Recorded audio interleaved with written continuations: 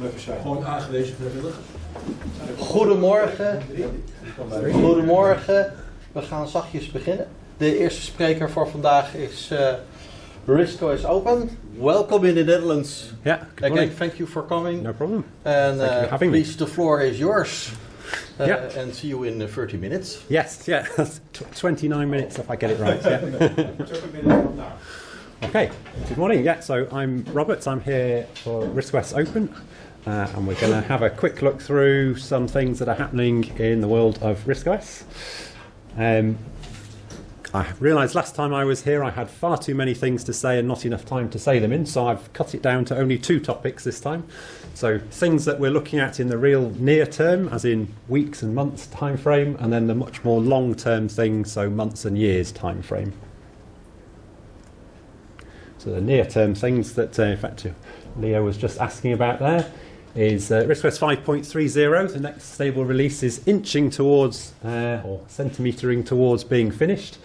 If you go to the downloads page at the moment, there are a set of release candidates that you can try out for the ports that are at the green traffic light state. So we have red, amber, green status for each of the 9 ports. You can click on this page. It's very small to read on the screen. So you can click on the page to see the status of each of the ports. Then common to all the different platforms that RISCOS 5 runs on, there are a set of bugs and features that we're targeting, and when I last looked on Friday, that list was 68% complete, and there are a couple of things going through the review process at the moment in GitLab, so hopefully that number will jump up in the next few days. There's a new edition of the user guide coming out, and that's 89% complete, so if anyone has a little bit of time to read, there's 6 chapters that need proofreading. Again, if you go to the downloads page, there's a link to the updated user guide that you can download and hopefully find any spelling mistakes that have slipped through the net. And then it was quite interesting, I did a quick count up of the number of bugs that have been marked as fixed since the previous stable release. So it's 55 bugs, and 3 of those were what are known as CVEs, so critical security vulnerabilities, which have also been fixed, so that's nice. And then we've got some deliverables that have come out of the bounties that are currently running, and that's what I'm going to have a quick look at on the next couple of slides.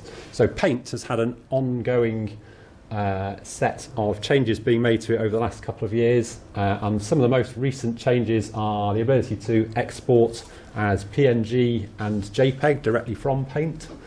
There's an annoying crash when you're painting with a sprite that has been fixed. That's been around since Acorn times. We're very pleased. It's very hard to discover, but it was a 20-year-old bug, or 25-year-old bug squashed, and you can now change the opacity. So, if this is going to work, I'm going to have a quick look at that with a pre-recorded video of, so we're creating a sprite with alpha mask, so that's opacity.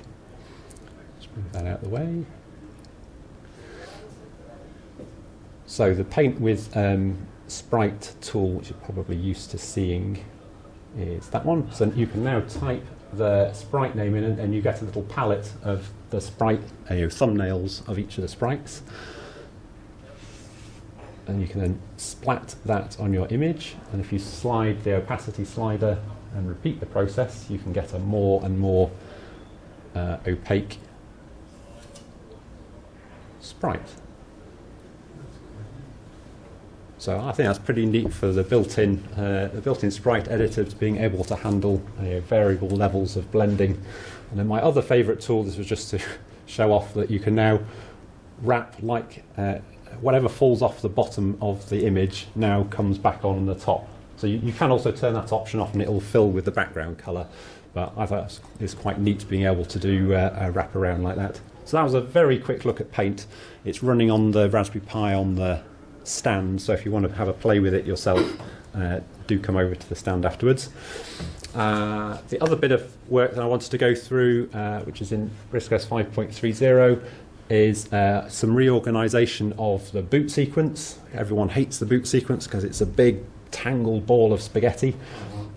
So we've now allowed that you can move choices and scrap out of boot. That's particularly useful if you're doing backups, because then you don't end up backing up hundreds of scrap files that you don't want to back up off, so that's very useful. And it also has a secondary aim that basically we're trying to make the boot sequence be essentially a system resource, a read-only thing, which then allows us to do automatic updates using Pacman. So you shouldn't ever need to go rummaging in your boot sequence, because it should all be able to be managed by the operating system. So that bit, the automatic updates, doesn't work yet, but we've laid the foundations by allowing you to move all of these bits out.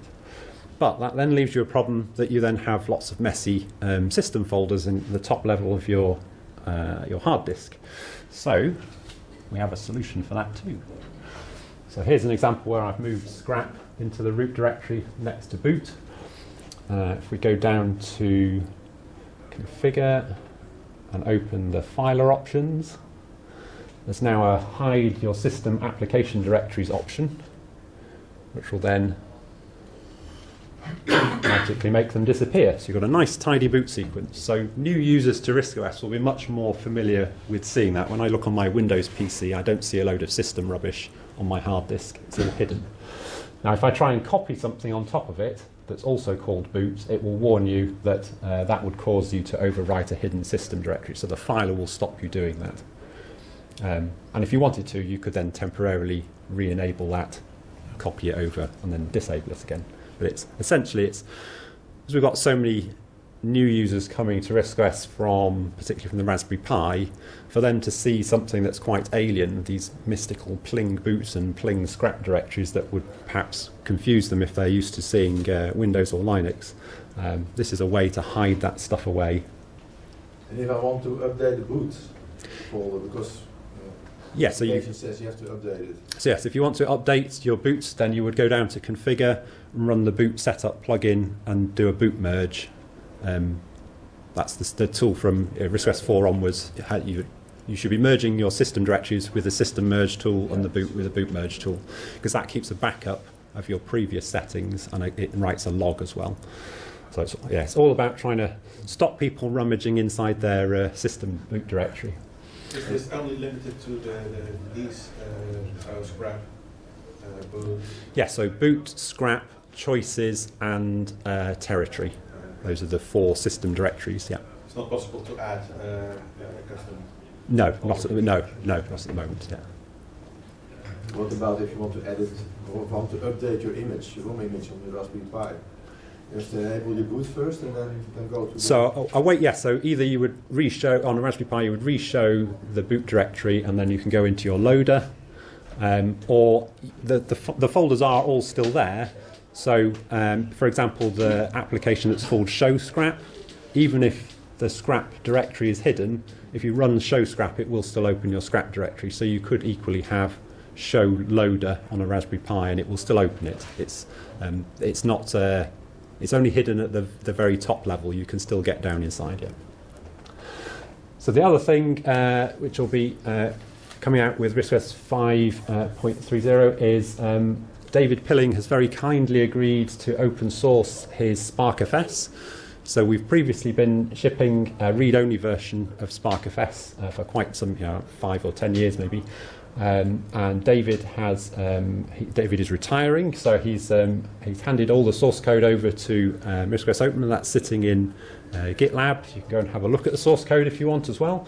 So he asked us to bump the version number so that it was distinct from the last one that he released. So version 1.52 is the read-write, the full read-write version of SparkFS that you can download right now. So you don't have to wait for the stable release to come out.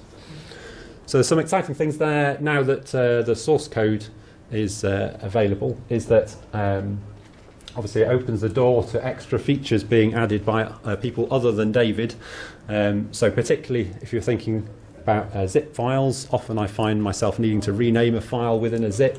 So maybe someone will want to add that shortly. I've put the one that's called deflate64 in brackets because that has actually now been added. So the latest version of SparkFS can now open things that were compressed with deflate64, which is very similar to the normal zip algorithm. It just saved a little bit more space.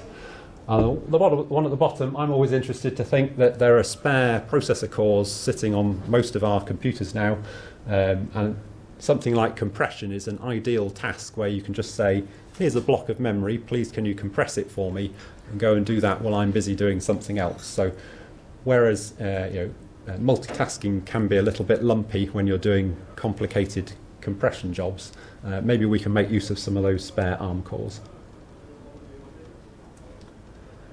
So, because I'm mindful of time, we'll now move on to some of the slightly more long-term things. If there's anything that you wanted to see from what I was just showing there, it's on the Raspberry Pi on the stand. You can come and talk to me later.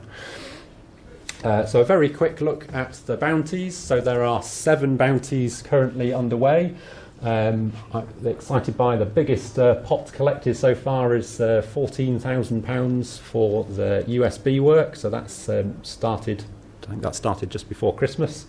And one that's updated just recently is we found an editor who's going to be working on some updated programmers' reference manuals as well. So you won't have to go rummaging around for all the different chapters from all the different books that have been published. We're going to get it all back into one volume. And the only other exciting thing that I spotted there is that it's worth noting the LAMNFS bounty has actually gone beyond 100% of its target. So the important thing to note there is that these bounties aren't for RISCOS Open to do. So Ben, Steve and Andrew are all very busy people. So these are for any developer who wants to claim this. If there's someone in the room who fancies doing some networking with Windows, come and see me afterwards and you can claim the LAMNFS bounty and we can have an updated Windows sharing client. If you want to take a look at what happening with any of these things, this website, so if you go to the bounties page and click on more information, you can look at the day-by-day live status of each of those. So if you want to know what happened with the Git client last week, go to that web page and you can see what the most recent changes were. So it's probably slightly complicated for infographic for showing on a small screen. But this is a timeline of how we got to the bounties. The bounties started back in 2011. And each of the green splodges along the bottom is when we've either added or done a promotion on a bounty. And then the ones along the blue ones, the purple ones along the top are the ones that have been completed. So there's lots of action in the past. And then these little pins are for each of the stable releases that have gone Pi. But if you were to mentally slide that graphic over to the right, there's always been, and I'm sure there always will be, a cloud of things that we never quite get round to starting. So these are the bounties that we'd love to do, but never quite get round to doing. So the way of thinking of it is the bounty scheme has addressed the top little bit of the iceberg that you can see, but underwater there's a much larger piece of ice that we never really chip much away at. So I'm going to quickly pick on a few of these bounties that could be if we ever chipped away at those icebergs. And again, I've got more detail. If you want to come and see me on the stand later, I can go through each of these in many pages of detail. But I'm going to give a quick look through these. So of the 9 that I just listed there, so the VFP emulator concept is at the moment, whenever you do floating point on RISC-OS, it's relatively slow because it's actually emulating the floating point accelerator, the FPA unit. And the only hardware that's ever come with an FPA unit, as far as I know, is an A7000 Plus. That's it. Everything else, before that and after that, has always emulated everything to do with floating point, which makes it quite slow. So the idea is to write a VFP emulator so that the old machines can emulate the VFP instruction set, and then you make the VFP instruction set, which is the hardware floating point unit, be the one that is used by default. So in other words, we're switching the emphasis so that you emulate the new one on old hardware, and on new hardware you run the fast hardware floating point. So you can get speed ups of sort of between 40 and 200 in experiments that we've done. So if any ABC programmers here, there was an update to ABC about a year ago, and that would typically give you, a 50 times speed up on your floating point just by using the hardware. So there's some real nice speed benefits to be had there. The HAL hypervisor project is recognizing that if you look where a lot of the programmer time gets spent with RISCOS 5, it's actually just repeatedly porting to another piece of hardware. A new board comes out, oh, the board's a new board, oh, let's go and spend a load of time porting to that hardware. And it never advances the OS itself. All we're doing is we're taking the same OS and sliding it onto a new piece of hardware. And that takes an awful lot chews up a lot of time doing that. So the idea here with a HAL hypervisor is that you write once a HAL that looks like a very generic machine. So it has a generic video card, it has a generic serial port, it has a generic USB port. Then once you've done that, each time a new piece of hardware comes out, inevitably there's a port of Linux that is available straight away, because usually manufacturers will do drivers for Linux. So rather than us having to write the drivers, we can then use the Linux drivers, and the HAL just presents that to RISCOS as a common platform. So hopefully it will reduce, there's an initial amount of work up front to do that work, but then once you've got there, hopefully we can stop writing hardware drivers, because they're very boring. No one wants to do that. How is that done from a license point of view? Will you be on top of a Linux kernel? Yes. Yeah, so running in a virtual machine, a bit like I run FreeBSD on my laptop in Oracle VirtualBox. So yeah, you would run it in a virtual machine. Yeah, you're not linking with the code, so I'm aware GPL, that's a bit dicey for GPL, but yeah, you'll be running in a virtual machine. Yes, yeah. And the last one on this slide is picking up on where I left off last year when I was talking about a move towards 64-bit. Is that the biggest single assembler module in the whole of the OS. It's about 150 kilobytes binary, so a few megabytes of assembler source code, is the window manager.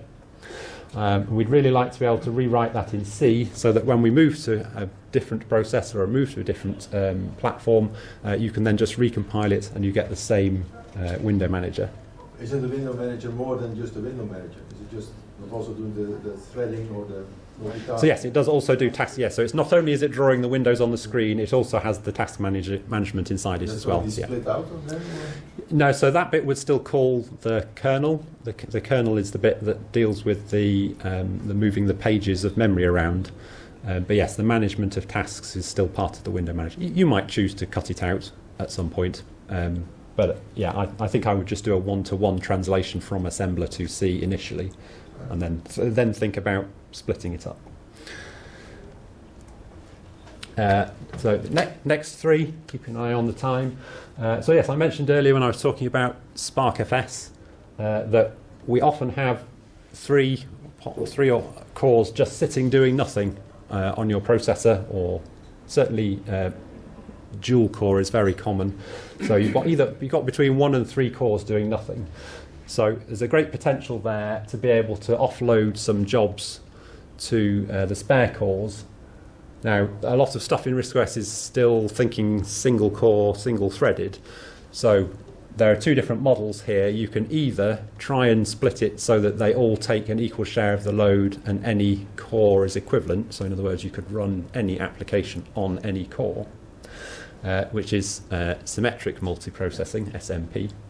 And there's also asymmetric multiprocessing, AMP, where you recognize that you leave your single core OS on one of the cores, and then the other ones can run unique tasks. So for example, quite a few % of the processing time is spent just handling the sound channels, the stereo sound output. So that's something that you could shove off onto one of the spare cores, so that you're not loading the main core. And similarly, I mentioned earlier, SparkFS is a great example of something you can pass a block of data and have it do it on its own without needing an OS of it on its own, without needing an OS on each of the cores. One of the other things in the concept stage is a Bluetooth stack. So Bluetooth can vary quite wildly from things that are headsets, cameras. Probably the most practical thing when someone takes their Raspberry Pi out of a box is, oh, my Bluetooth keyboard doesn't work. So at the very least, for an out-of-box experience for new users, we should have some kind of Bluetooth support for the basic stuff, keyboard, mouse, printer. And I think probably getting microphones and pairing with your car stereo working, that's probably a bit more complicated. Sidestep that one temporarily, but keyboard, mouse, printer are the obvious ones for RISC-OS. Then, much like with the window manager, we'd really like to be able to rewrite BBC Basic in C. It's another big assembler module. That's about 70 kilobytes of binary, so half a megabyte or so of source code. And part of the reason for wanting to shift away from writing lots of assembler is because we're now all on gigahertz or faster processors. Actually fine-tuning that last 5 or 10% by handwriting it in assembler doesn't help you very much anymore. The processor is plenty fast enough to write something written in a high-level language. And once you can move away from that to a high-level language, you then get a lot more people who can write that language. So at the moment, I'd probably say number of people in the world, if it had a Venn diagram of the number of people in the world who use RISC-OS and are developers and who can write assembler, there's probably 5, 10 people, something like that. Whereas if you look at the number of C programmers that there are in the world, there are many hundreds of thousands of C programmers. So trying to enlarge that pool of potential developers rather than the 5 or 10 who understand how to write ARM assembler in RISC-OS. Will you reuse, there is something called Matrix brand, which I think runs on RISCOS. Are you going to base it off that or do a complete rewrite? Yeah, so I'm not sure at this stage. So yeah, I have used Matrix Brandy on Windows, and I know that it's subtly not compatible in some ways. So it doesn't open tokenized file, or it doesn't save. I think it doesn't save tokenized basic files. So it's a one-way process. So yes, whether you start from an interpreter or Richard Russell's BBC Basic for Windows, that's also written in C. So whether you start from that and try and graft on the bits that are missing, or whether you start from the assembler version and try and go the other way, I'm not sure. Yeah, not sure. So last three, I promise. Whenever I look at a newly booted RISC-OS computer, I think, these sprites seem very familiar, and they are familiar because they came out when the Ionics came out, which was 2002. So they're 21-year-old sprites. And I'm aware that visual themes go in and out of fashion. I was looking on my Windows computer at the moment. It's a very 2D and flat world at the moment. Windows 7 had curled corners and see-through window furniture, and Windows XP kind of looked like a child's playground with rolling hills in the background. So they do come and go in fashion, and I think that probably where we are with our visual theme at the moment is looking a little bit dated, because we're not making use of some of the features of RISC-OS 5. So we support alpha blended sprites, but we don't use them in any of our desktop graphics. So why couldn't I have something that was translucent on the icon bar, or nicely blended corners? So there's the story behind that is that I think probably there's never been a dedicated graphics designer working on RISC-OS. So the aim there is not to have a programmer do that bounty. It would be to get a graphic designer, someone who's artistic and has a nice eye for visuals, to do that one instead. I mentioned when I was looking at the live bounties a moment ago that we've got an editor doing the programmer's reference manuals. So at the moment, that is in a state where we're collecting together existing information and putting it back into one coherent book again, but that's not writing any new content. So there's a much bigger task behind the scenes of writing new programmer's reference manual content, and that's really an archaeology exercise, because essentially from 1996 onwards, no one has written down how anything works in RISC-OS. So if you want to try and work out what would the chapter in the manual look like for that, you have to go and find the source code, read the source code, and work out what it was that was meant by all of the, how it works and what was meant by that, and trying to write these new chapters. So things like the PCI manager. PCI didn't exist when the last programmer's reference manuals came out. We've got USB, we've got monitor auto detection, got different JPEG handling, PNG graphics. So there's all sorts of things that are missing from the programmer's reference manual, and they're simply not written down anywhere. I can't hide the fact that no one has written any documentation for 25 years. I'll stand here and I'll just say it out loud. So the last activity here is to do with the desktop development environment. If anyone of you has tried writing C++ using the DDE, you'll have found that the C-front compiler is rather out of date. It's a very early pre-standards version of C++, and there are several language features that it doesn't do.